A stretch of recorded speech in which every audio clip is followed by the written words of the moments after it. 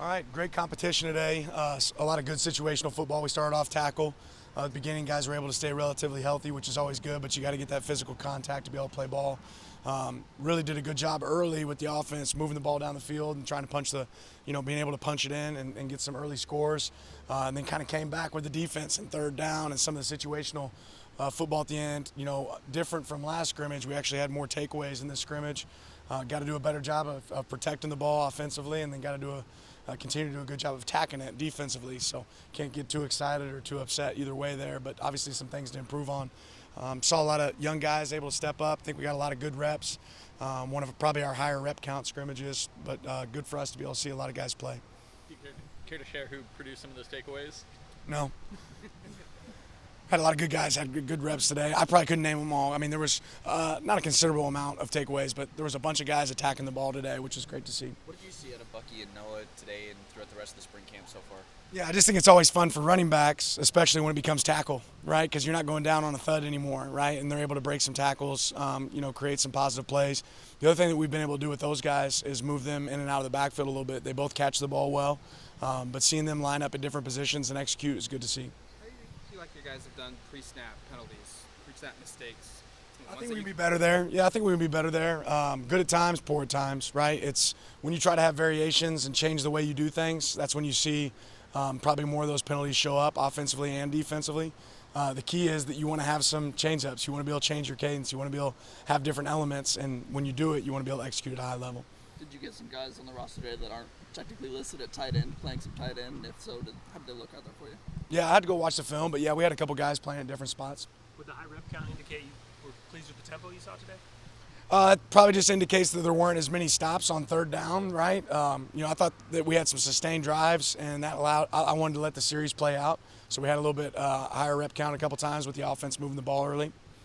A couple of new receivers having come in this offseason, Dan. Just how do you see that dynamic kind of working with Bo and working with both, Trayshawn and Tez, in particular with the first team offense, just how that's kind of coming together in these scrimmage settings? Yeah, I mean, I think each day those newcomers are getting better and better. Trayshawn made some great catches today. He's proven to do a good job of attacking the ball and playing strong at the point of attack. And Tez continues to show up. His speed continues to show up. Certainly we've got a dynamic room right now there with what we think we have coming in and with the combination of the guys that are here.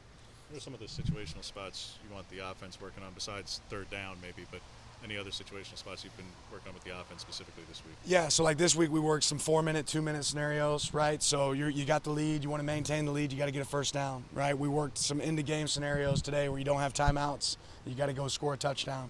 So just continue to work through red area, whatever that might be, but we want to give a lot of variety and try to make sure we are able to attack those situations.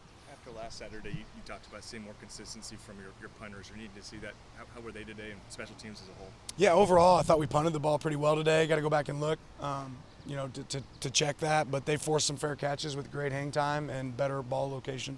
I'm assuming you've probably opened up your weather app and seen that next week's supposed to be hot and sunny. How beneficial is that for you guys for the spring game with so many recruits in town and maybe more turnout from fans? It's always hot and sunny here. Just make sure they hear that. Marcus Harper able to give it a go at all tonight? No, he was not. And we're going to be precautionary with Marcus and not put him back out there in the fire. Last year had a great turnout for the spring game, and I know we've seen some other spring games that have already happened with not great attendance, but what would you say to the fans, and how much would it mean to you and the team and all the hard work they put in this offseason to see Autzen Stadium full next Saturday? No, I think that's what makes Oregon great, right? Our fans have phenomenal fan support. I'm certainly counting on our fans being here. Turned out it's a great day, not just for football. There's a lot of events around the day, other sporting events. I don't know, we'll have bounce houses, military appreciation, along with other games that are existing. So spring game at Oregon is supposed to be different than everybody else on this side of the world. And our fans have always done a great job of that and need them to continue to do that and Phil Autzen. Last week you mentioned you wanted to maybe play a game against yourself because of the depth. Do you feel like you figured out the format of next Saturday, what will be true traditional game, team versus team, or kind of different ways that we've seen done, different ways we've seen spring games? We're going to try to play a game. We're going to try to play as close as we can to a game. I think it's always the fine line of trying to protect your team and make sure you're being smart and safe, but also create that game environment. And for us, we're going to have a packed stadium. That's the plan. And we want to be able to create that game environment and let guys go compete. Dante Manning had played quite a bit last season, closed off in the Holiday Bowl Gonzo out. Just it's a little bit different psychologically when there's guys around you, that high-end competition versus being at the top of the depth chart or on paper. What has he done? How has he approached it any differently, if at all, this spring? Just getting more reps and Yeah, just that. I mean, everyone gets better with reps. I mean, Dante had a big play today where he's able to take away the ball. So you asked him about who got a takeaway. Dante's one of those guys. But he comes with the right approach every day, has great energy and enthusiasm, and was able to attack it. Some of the guys haven't played in the Oregon spring game before. Like, what's the chatter been like? What's the excitement level? Like, you heard things of them just talking about how excited they are to play? No, we're not there yet, right? We still got 2 more practices, Tuesday and Thursday, before we get the spring game. Our focus is one day at a time. So today was about today. Maybe if they talk about it in their dorm rooms, but they don't spend a lot of time talking about it around us. I know you only have 2 practices left before the spring game, but in those 2 practices this week, what is really going to be your focus, maybe on the offensive side and the defensive side, to really showcase the best Oregon football team next Saturday? Yeah, our approach isn't really about next Saturday. It's going to be about Tuesday first. How can we get better on Tuesday? And you don't get enough of these days, so we want to utilize every one of them, every minute that we have to improve it as a team. Continue to become better tacklers, better blockers, better at catching it, right? Better at knocking the ball down. So better at throwing, timing. There's so many things that you just don't get enough opportunities to do, and spring ball is critical for that. What do you think of the new clock rules that were just passed, and were you actually using them on the first downs? Yeah, we've been using them. We've been anticipating the rule change, based on what the feedback we've gotten for a little while now. That being said, I get it. It's probably going to affect the scores of games a little bit. That's something to be conscientious of. But it's not overly different until you truly get down in those 2-minute scenarios. I think teams that are way down, it's going to make it really challenging to get back in a game quick because of all the stop clocks before. The draft starting on Thursday, obviously it's going to be a big night for Christian. Walk us through just your perspective of even him, maybe even on the recruiting trail of a guy who was playing high school quarterback as a sophomore and hadn't been playing corner that long and could end up being the first corner off the board and a top 10 pick for you. Just how do you encapsulate his journey, although he was only here for a year?